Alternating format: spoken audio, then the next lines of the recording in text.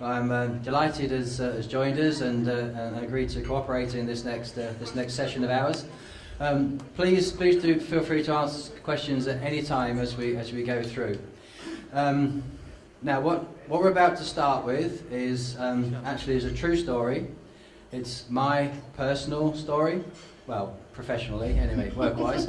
So this is a story that took me to, or brought me to Central Europe, to a small village a few hours from here called Brno. Right, some of you may have heard of it. It's a very nice place. So, okay, onwards. So this is the experience of a shared service centre journey. So okay. So first of all, just to set the scene, I'm going to ask a question. So if you've got your handsets, please, if you would. So the question is, what would you say was the main driver for setting up your shared service centre, or if you're not part of one, what do you think is the main driver for shared services? Would it be to reduce cost, standardise procedures, improve productivity, or something else? I can grab a cup of tea. Thanks.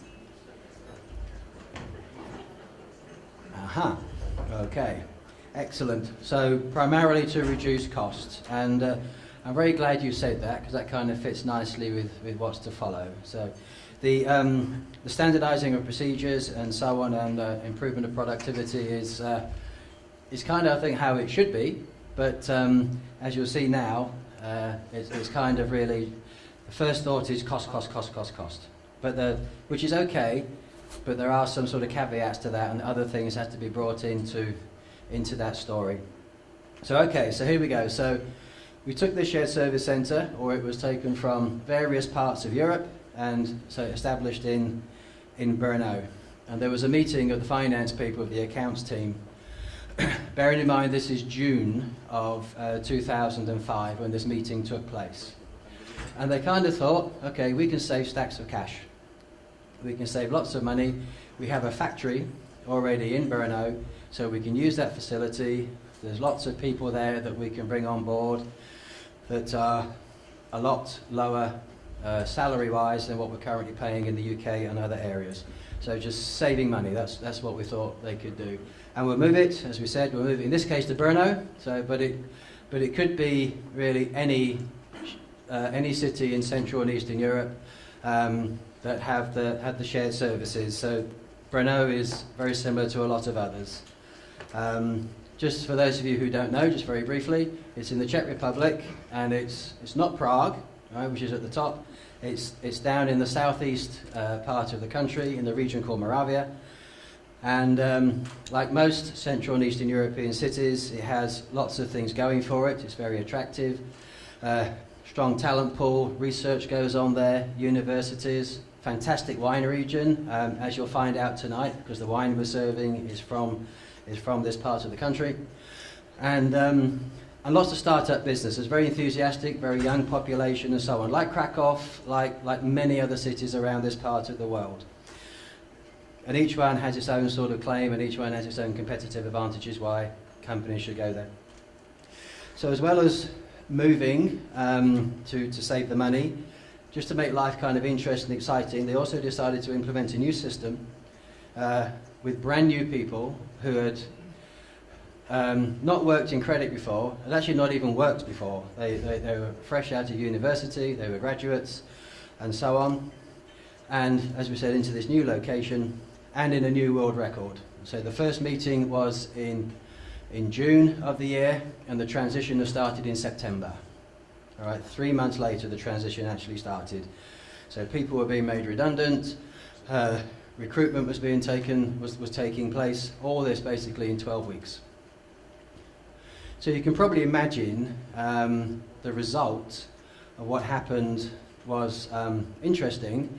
And as I say, this is the kind of what follows now is the bit that actually sort of brought me to the Czech Republic, because the result was frankly something that should happen any time now. He says, hopefully, was this, and it should be. This should happen now. He says, nope, it didn't happen. Okay, it was supposed to be a big crash of thunder then, so But followed by the... Oh, there you are. It's always going to come. Big chaos. It's quite a difficult problem, so thank you very much. Followed by the rain. There you go. Thank you, team, for that. And then kind of going on to the next bit, which we hope should be our rain and our domino effect. Because one thing led to another. Really, there was a lot of things happened. Not many good things took place. A lot of difficulties ensued, as we'll show you shortly. So the key was, as we said, in 12 weeks, really, not a great deal of planning going on. And then the situation now follows something like this, that the business was going on, but there was still manufacturing, there was costs being incurred, money going out, people were still being paid, various things were happening, but the order to cash scenario was not in motion. It was just sitting on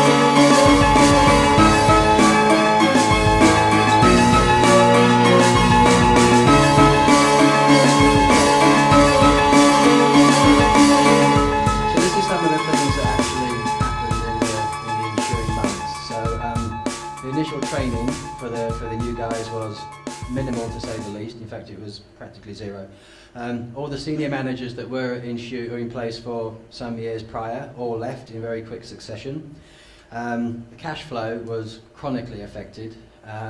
Anybody familiar with the REBA process? The Italian payment method? Yeah. So it's like a direct debit system, but practically or basically it didn't work. All right, it just stopped working, which meant in Italy costs were still being incurred, but no money was coming in. There was naturally a resistance by HR because it wasn't really explained to them what it was that we were trying to do, what we were trying to set up, what the qualities and the characteristics, the requirements of the staff were. And not only were we setting up the O2C team, we were also doing AP as well, simultaneously. So this was also going on at the same time in the same time frame. Mercifully, I wasn't responsible or involved with that. So yeah, assumptions made that it's only credit, it's only cash, it's only the most important current asset you've got, it's only 1/3 of your balance sheet, or your current assets I should say, like anybody can do this. And simple stupid things like on the cash application side we were still using actual paper faxes with the fax machine on top of the cabinet, and when we come in the morning the remittances had fallen down between cabinets so we didn't even know they were there, resulting in unapplied or non-applied cash and so on. You've seen this, haven't you? Disputes, of course, not being resolved, so the ledgers are being affected. There was another interesting thing. There was a status change on the system that when you logged a dispute, it actually took away the invoice number and gave another number, so you didn't kind of have an audit trail of where the invoice number just vanished. Okay. And so on and so on. So IT didn't fully use the new system because they didn't actually know what half the modules were.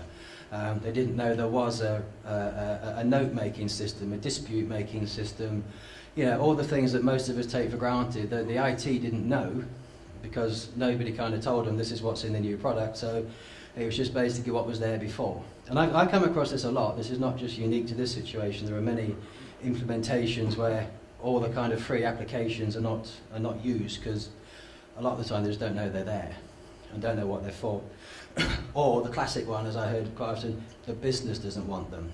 And the business isn't using them, but the business don't want them, so they don't switch them on.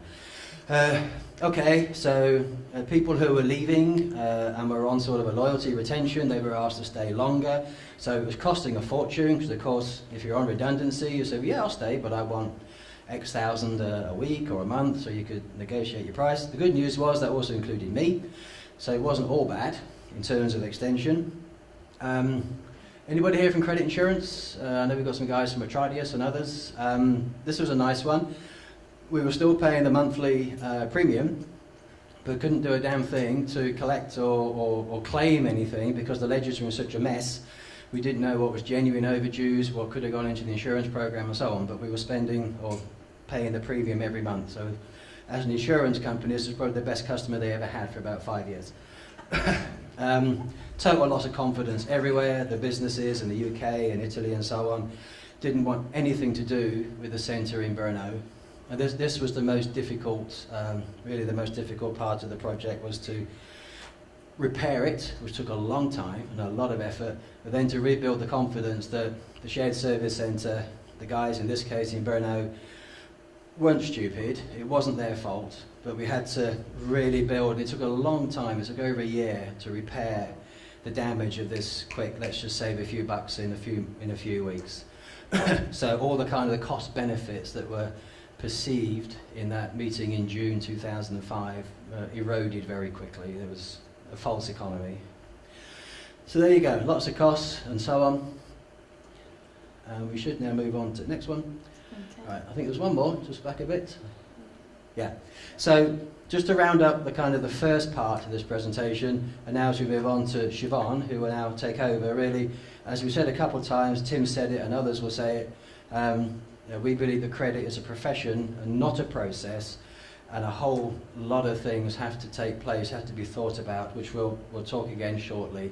So I'll now hand over to Siobhan. Thank God for that. After 15 minutes of waiting and not trying to breathe, because all I can hear is my own breathing. And in them heels too. In them shoes. And the heels too. So you're going to click for me. You're going to click? Okay. Okay, cool. Right. So I think we've obviously got a number of different mentions already this morning in terms of the Hackett group. So I don't know those of you are familiar or not, but if you spend more than 5 minutes there reading from the Hackett group, you'll start to see blue bars, green bars, world class versus peer. So I'm going to talk you through some metrics basically coming out of what we call our annual GBS performance study. So GBS, shared service centres, whatever we want to call it. So going back to the statistics that Mark mentioned in terms of, cost reduction is typically the driver for moving to a shared service centre operation into a GBS. But we also talked today about, the typical processes that, are usually transitioned across. Usually, the first wave would be transactional activities, and then moving through to more knowledge-centric. As you move through that curve, in the terms of the maturity of the shared service centre, it obviously becomes more and more important to not just focus on the cost, but also the other elements. So it's good to see in the Coca-Cola Hellenic one, customer service improvement is one of the key metrics that we look at. So really, cost is the primary driver that we see in terms of the initial move on the driver. Productivity, and therefore coming after, that's the standardisation type activities.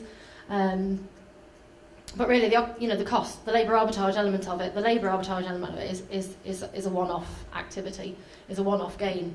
To gain those operating costs on an ongoing future basis is through the productivity elements of it. Okay. Yeah. Okay, so again, we talked about cost being the primary driver. But as you move and transition into that shared service centre, really it's trying to look at it from a holistic perspective of all the different elements. And I think, sort of quoted 16 years, I've sort of been working really sort of with the Hackett group and REL, which is a division of Hackett. And I know I was the one person that used to say it's not about the technology, it's about the process. That's clearly not the case any longer. I think I used to say, it's about rubbish in, rubbish out, just quicker. And obviously now it is about leveraging the technology. So really, as you move and transition into that GBS and build that plan, it isn't just about the sort of service design elements and the process elements. It's also about the technology that underpins that and that you leverage as part of that. But also talent is one of the key ones, and that's what we're going to focus on in terms of the presentation today. So I think I could talk, and again, if you've spent any time with any of the Hackett group, we'll talk about the service delivery model. One could technically spend 5 minutes or 5 hours on it, but I'm going to do the 2-minute, 5-minute version. Okay, so again, we talked already. So as you move and transition into that shared service centre, you've obviously got different options in terms of what processes that you're going to look to include, what's the scope of that centre going to be. and then over time that scope will change. But really sort of on the left-hand side here is just sort of an opportunity matrix you're sort of really looking at the process complexity, whether that be high or low, and the risk. And typically, obviously, what you're moving first is that sort of low process complexity, low risk. So again, transactional processes, AP being usually the first process we see being transitioned into the shared service centre. And then in terms of how you transition, the different approaches that you have really been sort of lift and shift, been probably the most common. Do you lift and shift it, and then once you've got it in the shared service centre, then you look to standardise and improve the process, or do you look to standardise before you move it in? So really, this is just sort of saying it's, and I'm not even saying that one of them is right or wrong, but it's the consideration and the process that you go through in order to get to that point of what's that scope going to be, and what's the approach going to be. Are you going to lift and shift, or are you going to do that standardisation activity before you move? But at the same time, also understanding if you standardise and move, you're still going to go on that continuous improvement journey. Okay, come back to me for a sec. Okay, thank you very much. Again. Okay. So to carry on with that, then what we really think is that even if you're a new centre that's setting up, or one that's already in situ and is looking to grow and develop and to become best in class or world class, or be value to the business, that there has to be, as Anastasia said, there has to be leadership and buy-in from the top. So you have to aspire to be subject matter experts and centres of excellence. So that has to be the mindset from today. You know, whatever stage you're at, that from today, this is what we want to be. This is where we want to go. That these centres are not going to go away. So let's grow them, let's develop them, and let's get the maximum out of them for the benefit of the business, but also for the people working there, so that they have proper forged careers, defined career paths, and a reason to be there. Not just, I speak French, so I'll be here for a couple of months and I'll move on somewhere else. It's a long-term project to, as we say, to develop career paths, to think about it from the beginning, that where are these people going to go? Where do they start? How can we promote them? How can we retain them? How can we move them through to positions of management as time goes by? To support the team with relevant training and workshops and qualifications. Now we got here, I think in the next clip we should get some music going with this as well. We have some kind of tango music there, and the reason why I say that is sometimes in presentations that I do is that some of the qualifications on offer, and no disrespect to them, they're not relevant. You might as well teach tango dancing as some of the other things that are on offer if you're working in credit management and so on. So think about it. Think about what's really relevant for the job, and not just, oh, we got a group deal on such and such. So on to next, I hope. Okay, so we have another question, and then we'll lead back into Siobhan's section. So another question for your handsets, please. In your companies, what approximately is the turnover in your credit or your order to cash departments in percentage terms? So is it 20%, 15 to 20, 10 to 19, or less than 10?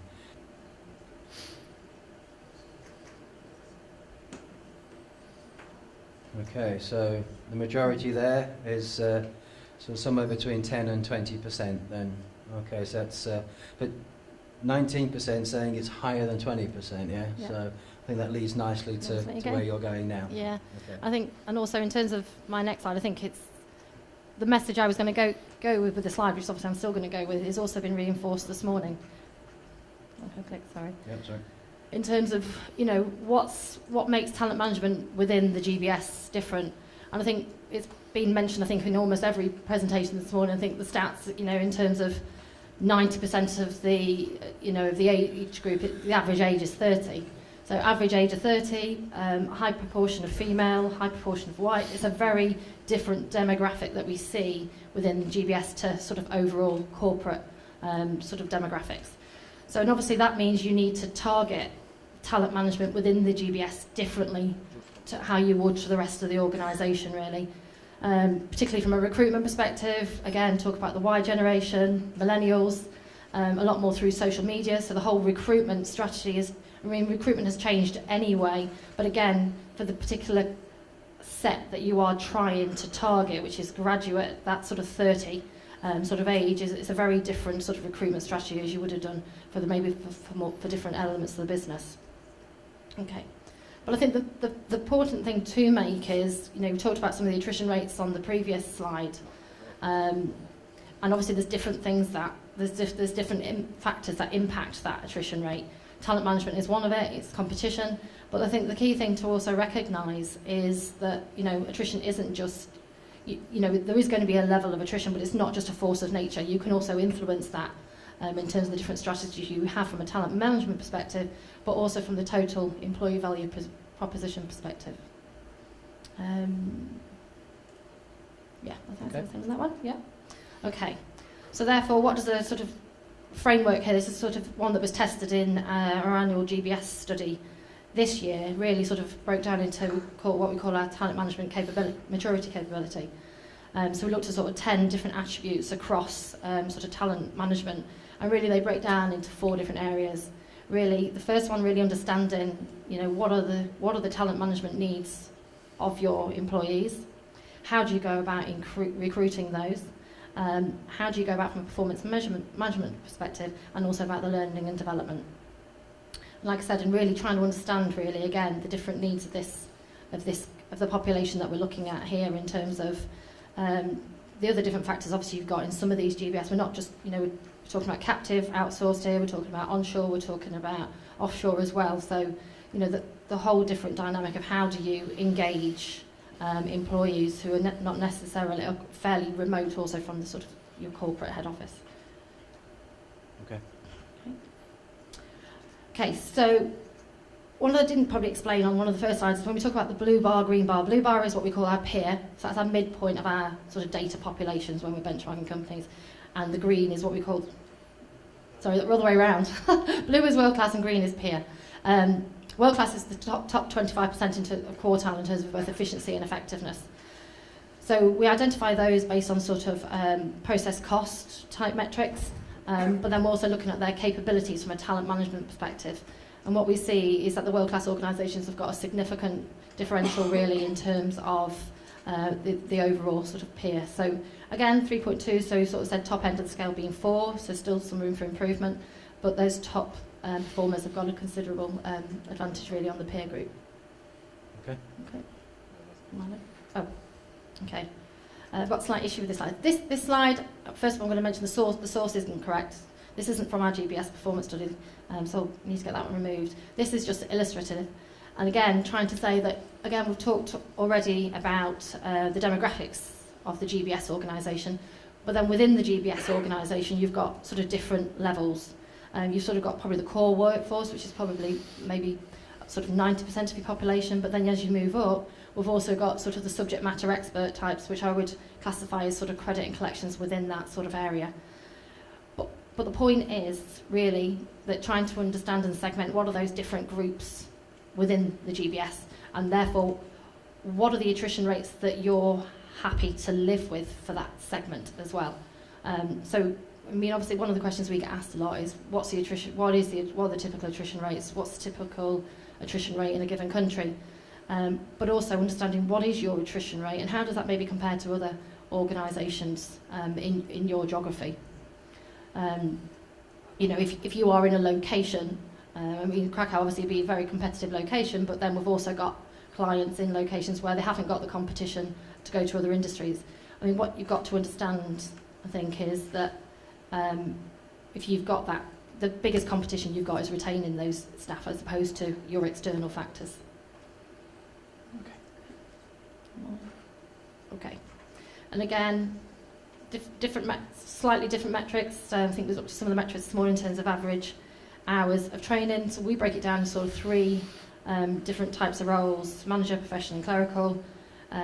sort of typical hours. So we're looking around sort of a manager level or sort of world class doing 60 hours of training versus 40 for the professionals and 55 here for the clerical. So this is coming out of our HR study, so this isn't specific to credit and collections, but I think it's fairly illustrative in terms of, there is, some organisations invest a lot more heavily in terms of training and development than others. And then obviously there is correlations in terms of attrition with that. Okay, all right, thank you. Okay. Okay, back to moving on from that. So you're seeing that the companies that do well are those that do think about it and do invest and think for the long term. But there's perhaps other elements that can be brought into play as well to help nurture the talent pools that you have. For example, mentoring. There's nothing wrong with bringing somebody in from outside for a couple of weeks or a couple of months to work alongside the young teams that are growing, to bring a lot of experience and knowledge and ideas and there must be a lot of value in these kind of things, because there are, in our region alone, there are 1,000 shared service centres. So there's no reason for anybody to kind of work alone, to work in a silo, to not contact others. I mean, through the likes of ourselves, Aspire, and other groups, it's one email, it's one phone call away. I got this problem, I got this situation, is anybody out there that can help me? Can anybody work with me? We've seen here, we've got 407 years worth of experience alone in here, and that's just on the stage, plus everybody else that's all going through these journeys together. So there's absolutely no reason why anybody really has to trip up and make life difficult for themselves. But there's still quite a lot that do. Other things to... not to be afraid to go out, to go to networking events, to come to events like this or other events where you can share information with other people and share experiences. I've heard so many tales when I've invited people to come, like I say, to our events, and they'll say, no, it's okay, we don't need to. We'll talk to our sales teams. They'll tell us all we need to know, right? So they just stay within their own world, and don't step out and talk to others and just share ideas and see what's going on. So to come back round then, think about it in the long term, agree on what and when in advance. So what are you going to do and how long? And it can take years. There's nothing wrong with saying you're going to plan this for 5 years. If you're going to move several business units over several countries, it's okay to plan it so many years in advance. But tell everybody that's involved, the managers and the business units that are in, let's say, France or Germany, so they can start to work on some of the obstacles like, workers' council or other legal implications that need to be considered. Other things to think about are like, if you're going to do a long-term project and you're going to think, look outside these sort of short-term measures that we've been discussing, like how old is the workforce in the other countries? Are they getting, is there an older workforce, let's say in Holland or the UK, so they're going to be retiring in the next 2 or 3 years? So think about that, and then you can do your transitions. You can think about implementing technology, which means you'll be releasing people in the shared service centre. You don't make them redundant. You can either retrain or bring them into these jobs that you might want to relocate from other areas. It's not knee-jerking. It's a real complex, sensitive, but vital project management thought process that should go through. And as I was saying at the beginning, the catalyst for a lot of that is you people here today. So if you're experiencing some of these things, don't just go back and have the same on Monday and just endure or whatever. You are the catalyst for change. You're here to make it change. So let's. We can do this, and we're all doing this, and there's a lot of others that are also doing very good stuff, as you'll hear later on today and tomorrow. So there's plenty of people here we can share with. As we know, we have this wonderful talent pool of multilingual graduates, which deserves respect. These are not, as we've said, lift and shift, or your mess for less, or they're cheaper, therefore.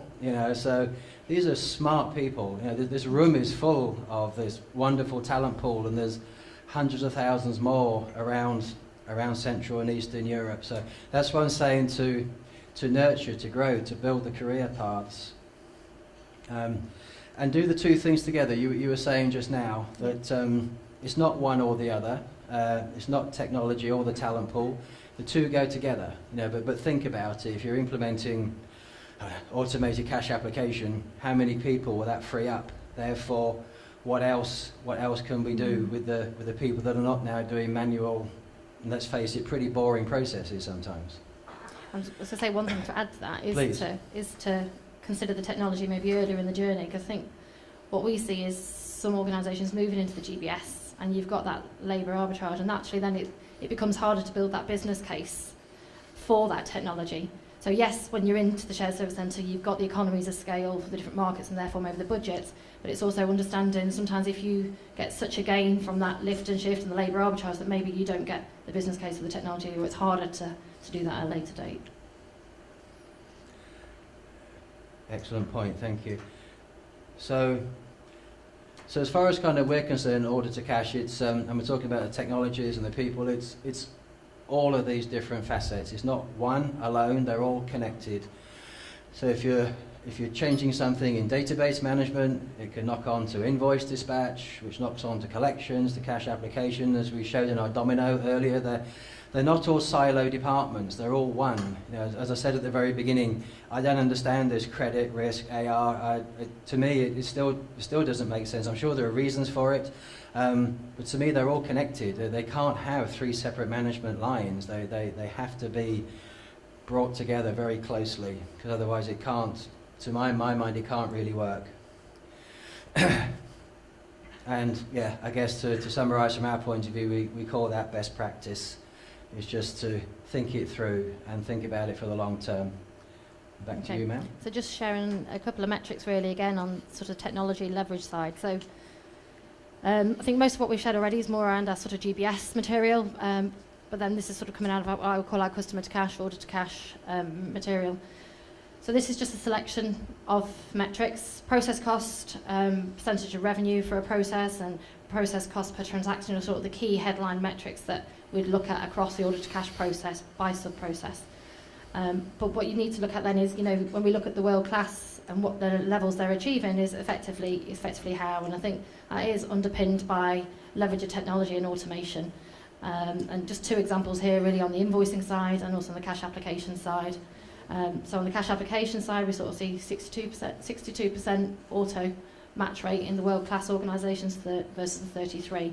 And again, just to remind you, in terms of world class, what we're looking at is both efficiency and effectiveness metrics in the top sort of quartile of performance. Other metrics around there in terms of, we'll say, Amelia and Hans-Orger might appreciate this one. I think we say 85% of companies use the standard ERP technology for cash allocation, but those that use a best of breed solution achieve a far greater rate than that again. And I'm not sure what the 62 equates to, but I know it is higher than 62. Okay. So it is, so just sort of saying, just again reinforcing the point, it's about the process standardisation, optimisation, and also sort of underpinning that with the technology side of it as well. And also, not just about technology, but about the sort of process and policy standardisation. So I quite often talk about credit policy, and again, it goes back to when Mark was talking this morning. When I talk about a credit policy, I'm talking about a policy that spans the order to cash process, not just looking at sort of credit limits, credit vetting, and credit risk assessment, but really a policy that spans that entire order to cash process. And going back to some of the questions we had earlier about how you interact with your sales, that's really where you start to sort of define from a policy perspective, what is their input, what's their responsibility, when do they get involved in that process, are they incentivised in that process? So this is the question that we asked in our finance benchmark, is basically what was sort of basically high, low, medium, and high levels of standardisation in your process, and how we correlated that was in terms of credit sales collected within terms. So what proportion of your sort of receivables are you collecting on or before the due date? And what we can see effectively is, you've got the blue, so we've got low, medium, high. So the higher level of standardisation, the far right one being the higher level of standardisation, we get far higher credit sales collected within terms. So again, is sort of not just understanding the process and technology, but what is that overall policy? Who is across, ultimately to achieve a world-class order to cash process? It's cross-functional, isn't it? It's obviously not just credit and collections working in isolation to the rest of the organisation. Okay. And sorry, one thing I was just going to mention that I didn't mention earlier on the talent management side is we've got a particular client that has got issues in terms of recruitment into the GBS. I think that's one of the things to say. I know that Mark's looking about sort of the talent management from a customer to cash perspective, but I think it's also from an overall GBS perspective in terms of branding the GBS as an attractive place to work. There is career progression through the GBS, but also opportunities to move into the rest of the organisation. So I think when we talk about the talent management, it's not just going up through the GBS organisation, but I think we see more and more to be a CFO of an organisation. When you look at the size and scale of some of the shared service centres, you'd almost question whether you could be a CFO if you've never done some time in a GBS organisation. So really just trying to sexify the credit, but also the GBS. It's an attractive place to work. It's not a transactional place to work. More and more organisations from a knowledge-centric perspective. Okay. Thank you. I'd like you to write to me next week and see how many times you use the word sexify next week. Thank you, Ray. I'm so glad when you said that. Thank you. Okay. So yes, just to sort of now get towards the end of our presentation, there are choices, but with sort of vision, mission, goal, strategy, implementation, thinking about it, thinking it through, having the desire to get the maximum from the centre so they can bring the maximum value to the business, and not only for each company alone, but for the city that you're working in, or the region, or the country. It's part of what we want to do is to help work with everybody here and others to actually say Krakow is recognised for order to cash, or Brno, or somewhere that actually gets a reputation and name for excellence in a particular area, or areas. We already have IT. It's well recognised that IT is very strong in the region. But why not have some others as well? Why not be the centre of excellence for our profession? So it's worth going for. And just to kind of wrap up now, we talked a lot about thinking forward and planning and so on.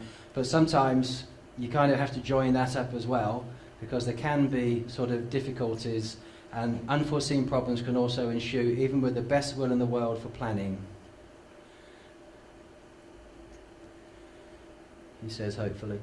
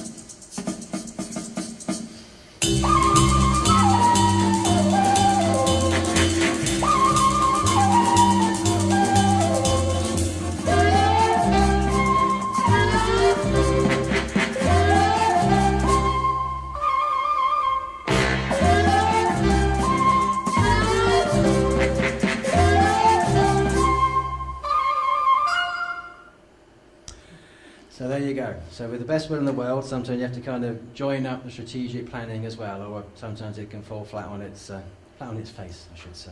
Okay. Thank you for that. That's it from me. Siobhan, anything else you'd like to add? No? It's open for questions. All right. Yes. Any questions, please? We'd be happy to answer them. Siobhan, from the analyses that you've done, is the market sector of shared services large enough in the ACCEE demographic to warrant its own specific focus event, subject matter? Those types of concentrations. Yeah, I was going to say absolutely. Sorry, I said absolutely. Obviously, you've got the in terms of from a European perspective.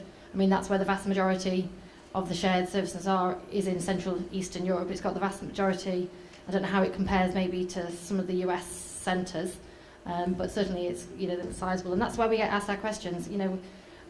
If talking to clients who are evaluating moving and transitioning, that's usually the comparison is between Central European countries, Central and Eastern European countries. Okay, given that answer, have you looked at the comparative demographics as it relates to either finance or credit risk management as a profession at large to see what percentage of those characteristics are represented in shared services sector as opposed to the rest?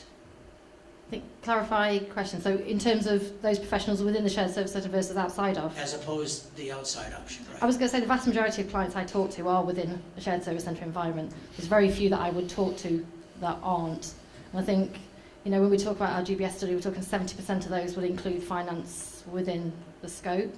I think more where we talk to clients is more about that move to a multi-function. Most of them have already got finance as the key and primary first function included in the scope. Does that answer the question? Seems to be the direction the market is going. Yeah. That's where the demand So is. what I didn't share is one of the things, the key metrics that we look at is maturity of the GBS organisation. We talk about stage 1, stage 2, stage 3. Stage 1 really being sort of single function. So we see most then sort of I think it's half-half between single and multi-function in terms of what we look at today. Thank you. Any further questions?